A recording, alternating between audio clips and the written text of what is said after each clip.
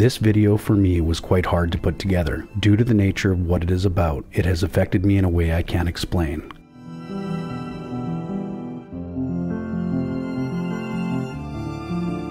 Some of you may know that my day job is in service to Canada in the Canadian Armed Forces.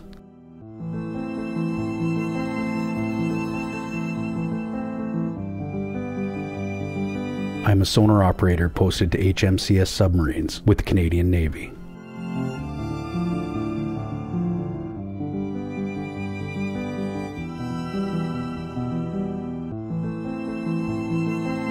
Visiting a war grave from World War II hits home with me, and I hope this video can do some justice to the men who died here on this lonely mountain.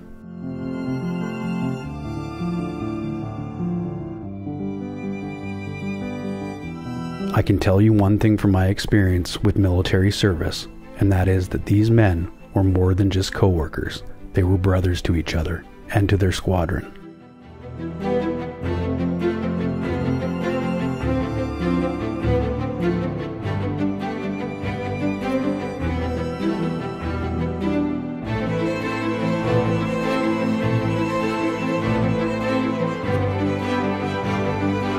It gives me some peace to know that they lived, laughed, and cried together, and were by each other's side when the sand finally ran out in their hourglass.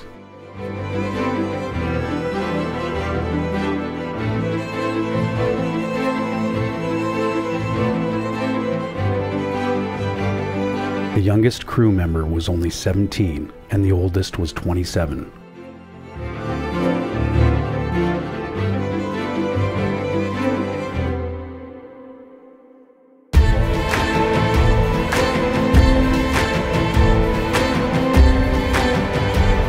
Although these men did not die in some land far from Canada's border, they should always be remembered.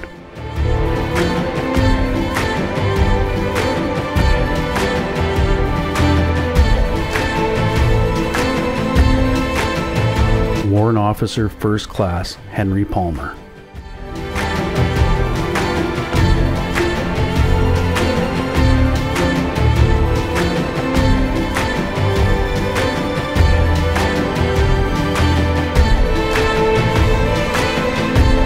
Flying Officer Ambrose Moynagh.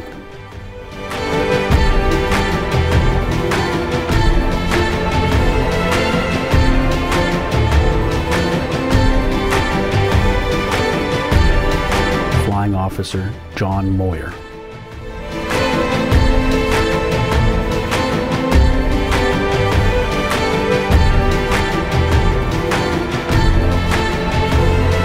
Leading Aircraftman Murray Thomas.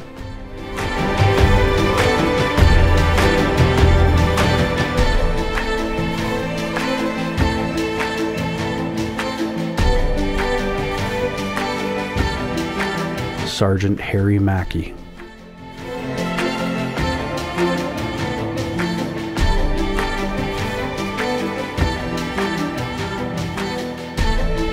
Warrant Officer, Second Class, Lawrence Kerr.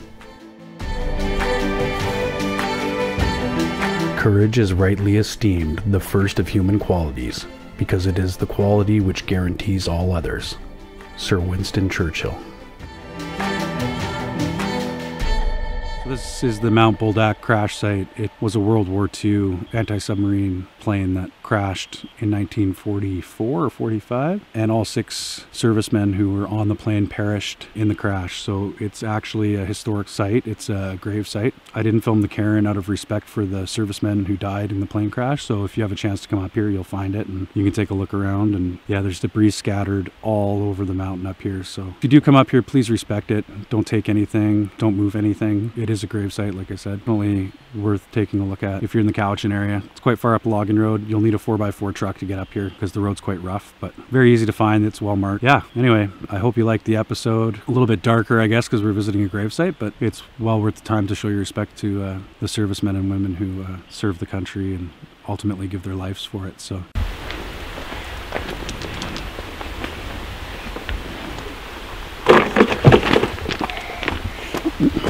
I shut it. Okay.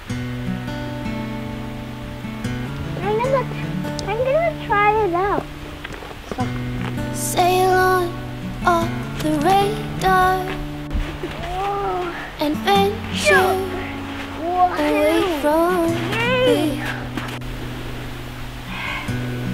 trouble, And my other one. find you. It's behind you. It always is.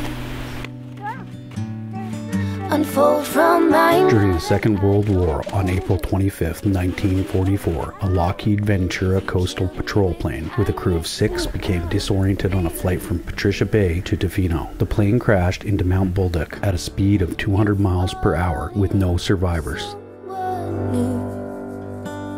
A feathered heart forgets everything that's true. Feels like I've ran into 1,000 shades of blue. I'm holding on. The Ventura disintegrated, leaving behind a 200-foot-long debris trail. The crash also ignited a forest fire that burned for days. Only 2 of the crewmen were found within the twisted wreckage. Melody that I sing.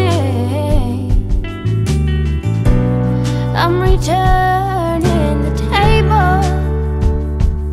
This plane was from the same squadron as the Canso bomber crash site in Tofino, the 115th Squadron. Unfold from my mind, I don't want you near. If you killed me with kindness, I no longer feel you here. The Ventura had been en route to Tofino from Patricia Bay and may have run into low cloud cover when it crashed. Feathered heart forgets everything that's true. The 115th Squadron flew anti-submarine patrols along the coasts of British Columbia and southeast Alaska as part of Western Air Command during World War II. Somebody like you. Do you A massive search was launched to find the Ventura that included a U.S. Navy dirigible, local police, and loggers from the local area. They found the crash site with the aid of the American blimp, and the rescue crews made their way to the crash. The wreckage was still smoldering, but it was obvious that no one could have survived. The next day, a Royal Canadian Air Force team and coroner Dr. Joseph Tazet decided that it would be impossible to remove the bodies from the hill for burial due to the remote location. someone new? A feathered heart forgets everything that's true. Feels like I ran into 1,000 shades of blue. Why am I holding on to somebody like you? You're falling, you're falling. All 6 crewmen were interred on site, and their grave is now marked by a stone cairn at the top of Mount Bolduc, with a plaque commemorating their deaths in the service to their country. If you get the chance, thank a veteran. And as always, I wish you were here.